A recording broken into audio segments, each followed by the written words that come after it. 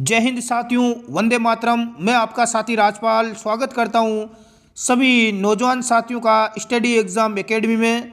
सभी साथी लाइव जुड़ जाएं। दोस्तों, अपनी सीईटी यानी समान पात्रता परीक्षा को लेकर रेगुलर क्लास चल रही है। आज की क्लास में हम कंप्यूटर के टॉप महत्वपूर्ण 50 प्रश्नों के ऊपर चर्चा करेंगे। सुपरफास्ट क्लास होगी, सभी साथी क्लास में लाइव जुड़ जाएं। पहला सवाल है कि कंप्यूटर में डेटा से छेड़छाड़, ऑनलाइन ठगी, साइबर क्राइम आदि को रोकने हेतु बनाया गया मूल अधिकार कौन सा है।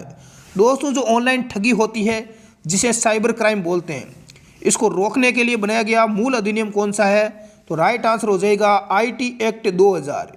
यदि आपने आंसर सी का चुनाव किया है तो बिल्कुल आपका आंसर सटीक होगा। अगला सवाल, सूचना प्रौद्योगिकी अधिनियम 2000 को कब लागू किया गया? यदि आपको आंसर आ रहा है तो नीचे कमेंट करें। सूचना प्रौद्योगिकी अधिनियम 2000 को 17 अक्टूबर 2000 को लागू किया गया। यदि आपने आंसर ए का चुनाव किया है तो बिल्कुल आपका आंसर क्या होगा? सटीक होगा। अगला सवाल है कि सूचना प्रौद्योगिकी अधिनियम कब अस्तित्व में आया? 2000 में, 2001, 2002 या 2003 में? सूचना प्रौद्योगिकी अधिनियम कब अस्तित्व में आया? तो ये सन 2000 में आया। यदि आपने आंसर ए का चुनाव किया है दोस्तों तो आपका आंसर बिल्कुल राइट होगा। आईटी एक्ट का कौन सा सेशन साइबर अपराध से संबंधित है? साइबर अपराध आजकल बहुत ज़्यादा बढ़ चुके हैं, तो यहाँ से सवाल आने की संभावना रहती है। तो राइट आंसर हो जाएगा दोस्तों सेक्शन 66F। यदि आपने आंसर सी का चुनाव किया है तो बिल्कुल आपका राइट होगा। सूचना तकनीक को राज्य में किसके द्वारा संपूर्ण रूप से विकसित किया गया? विज्ञान और प्रौद्योगिकी विभाग, आर्थिक और सांख्यिकी विभाग, सूचना प्रौद्योगिकी और संचार विभाग, चिकित्सा एवं तकनीक विभाग। सूचना तकनीक को राज्य में किसके द्वारा संपूर्ण रूप से विकसित किया गया? तो राइट आंसर हो जाएगा सूचना प्रौद्योगिकी और संचार विभाग के द्वारा। सी उत्तर अपना राइट हो जाएगा। दोस्तों, नए हो तो चैनल को सब्सक्राइब और हमारी क्लास को लाइक ज़रूर करें।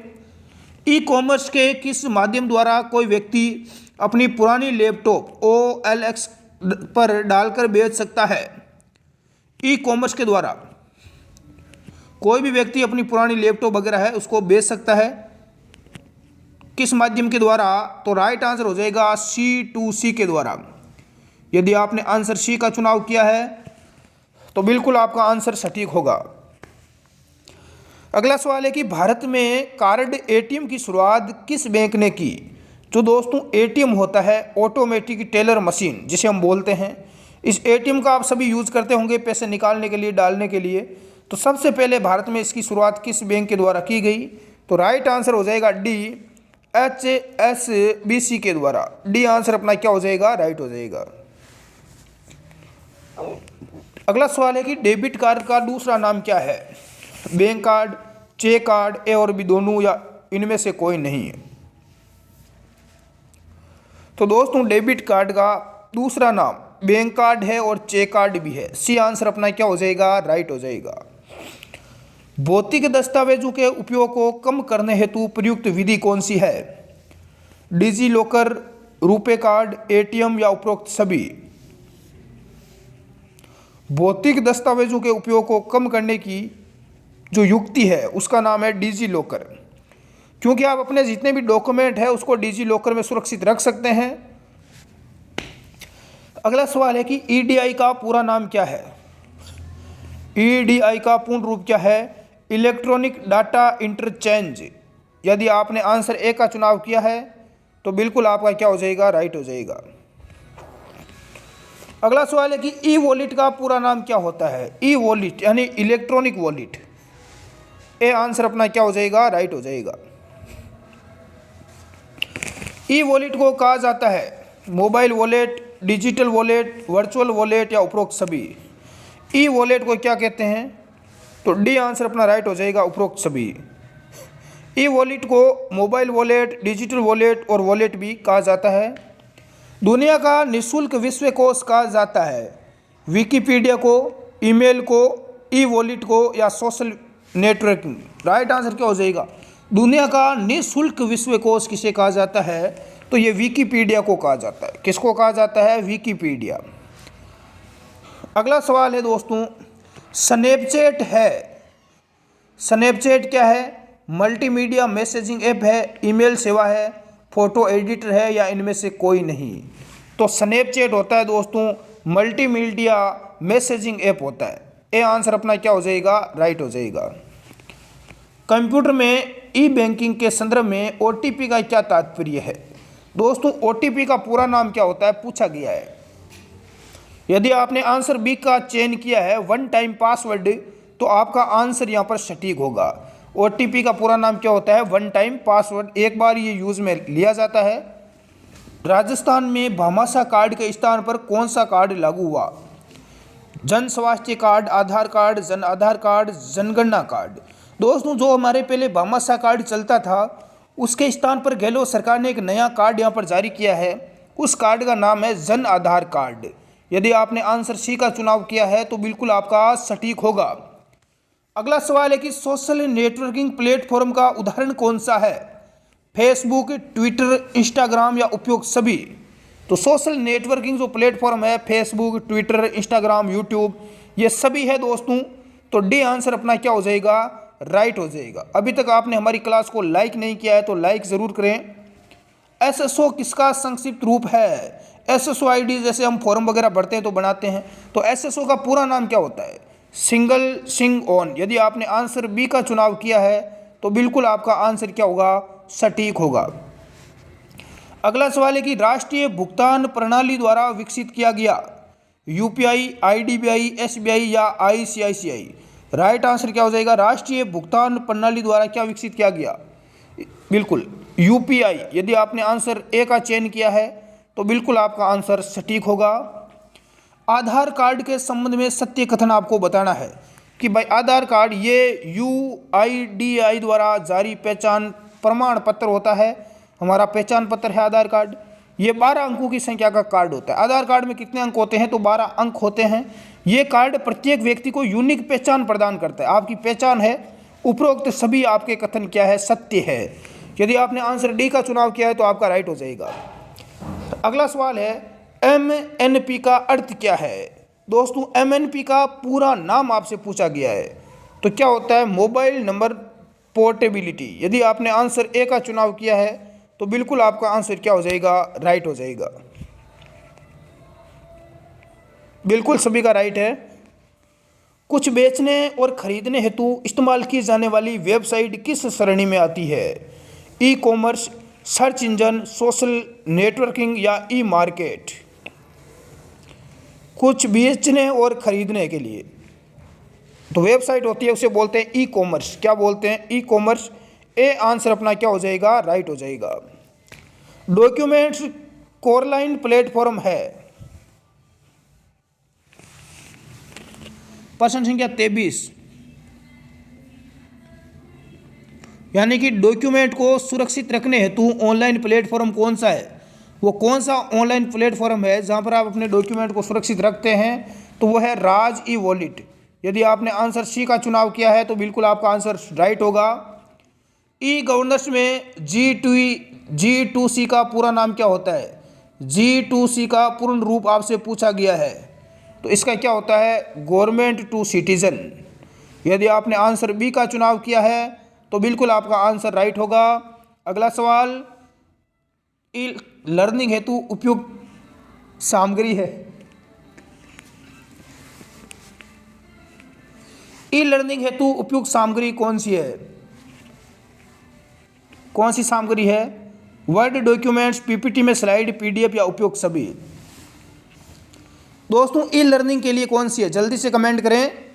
हाँ तो देखो ई लर्निंग के लिए इलेक्ट्रॉनिक लर्निंग, वर्ड डॉक्यूमेंट्स है, पीपीटी स्लाइड है, पीडीएफ है, तो सभी है। उपरोक्त सभी हो जाएगा भाई, सभी का राइट है। सूचना प्रौद्योगिकी अधिनियम का कौन सा सेक्शन कंप्यूटर सिस्टम की हैकिंग करने पर दंड का प्रावधान करता है? यदि कोई व्यक्ति कंप्यूटर सिस्टम को हैक वगैरह कर लेता है, हैकिंग, तो इसके लिए कौन सा है? तो इसके लिए है सेक्शन 66, सेक्शन 66 है। बी आंसर अपना क्या हो जाएगा? राइट हो जाएगा। अगला है कि जॉब सर्च वेबसाइट कौन सी है?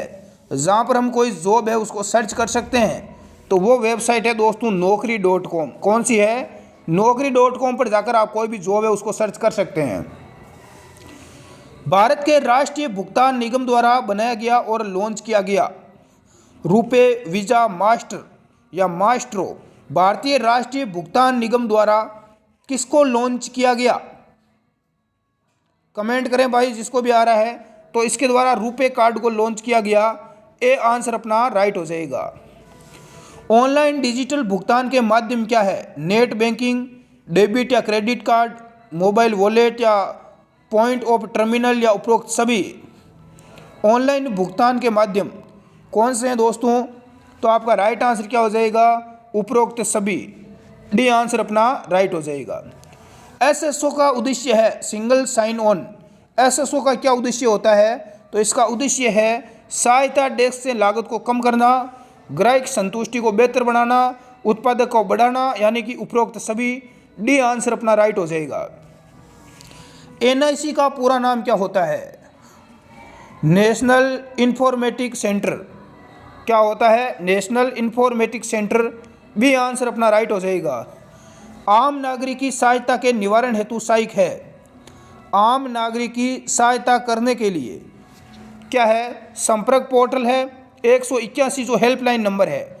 सी आंसर हो जाएगा। ए और बी दोनों आम नागरिक की सहायता निवारण हेतु बिल्कुल सहायता करते हैं, सहायक है। कौन सा G2C सेवाओं का उदाहरण नहीं है? ई वीज़ा, ई ट्रांसपोर्टेशन, डिजिटल पुलिस पोर्टल या ई बेकॉम। तो राइट आंसर डी हो जाएगा दोस्तों। जो भी साथी डी आंसर दे रहे हैं सभी का राइट है। अगला सवाल है कि ऐसी सुविधा जो उपभोक्ताओं को वो वस्तु जो वो खरीदना चाहते हैं उनको ऑनलाइन खरीदने और उन वस्तुओं को भौतिक स्टोर यानी दुकान से ले जाने की अनुमति देती है, ताकि वह ई कॉमर्स की सुविधा और भौतिक खुदरा दुकानों के लाभों को पा सके, वह है। तो उसको क्या बोलते हैं? उसको बोलते हैं क्लिक एंड परचेज। क्या बोलते हैं दोस्तों? Click and purchase. B answer अपना क्या हो जाएगा? राइट हो जाएगा। ई बैंकिंग के संदर्भ में ओटीपी का क्या तात्पर्य है? तो ओटीपी का क्या तात्पर्य होता है? वन टाइम पासवर्ड होता है। क्या होता है? One time password. अगला सवाल देखते हैं। Amazon.com प्रदान करता है। Amazon.com प्रदान करता है business to customer e commerce बिल्कुल एनवायरमेंट। बी आंसर अपना क्या हो जाएगा? राइट हो जाएगा। अगला सवाल क्या है कि ई गवर्नमेंट सर्विस में सीएससी का फुल फॉर्म क्या है? सीएससी का फुल फॉर्म क्या होता है? तो कॉमन सर्विस सेंटर। क्या होता है? Common service centre. D answer अपना राइट हो जाएगा।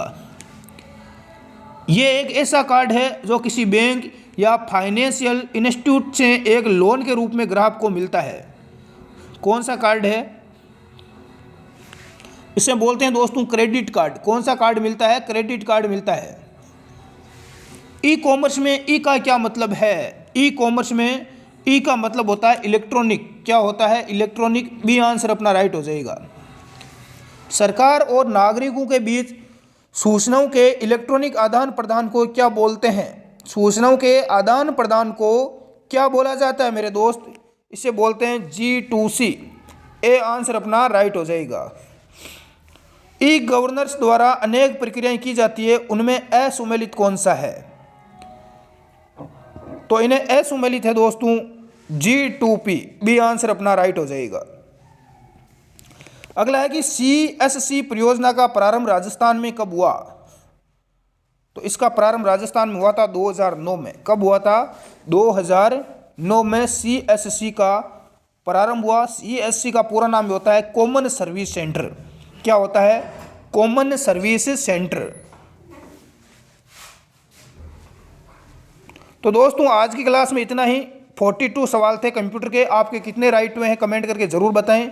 नए हो तो हमारे चैनल को सब्सक्राइब जरूर कर लें और टेलीग्राम ग्रुप आप ज्वाइन कर सकते हैं, लिंक नीचे डिस्क्रिप्शन में दिया हुआ है।